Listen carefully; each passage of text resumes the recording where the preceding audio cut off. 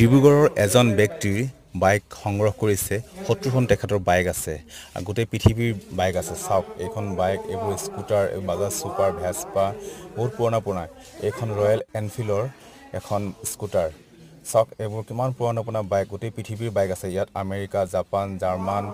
USA সকলো ঠাইৰ bike আছে আৰু এইবোৰ চাবলৈ আহিব লাগিব আপোনালোকে কাজিৰঙাত টিজাৰ্ছ হুইল বুলি এখন চাওক এখন হুন্ডা কি ডাঙৰ 500cc আৰু ইয়াতে এয়াৰ কুলাৰ আছে আৰু এইবোৰ মপেড আমি আগতে দেখিছিলোঁ এখন চাওক মপেড এইবিলাক নোহোৱা হৈ গ'ল এখন চাইকেলতে ইঞ্জিন ফিটিং আছে চাইকেলত ইঞ্জিন ফিটিং আছে চাওক এখন চাইকেল হয়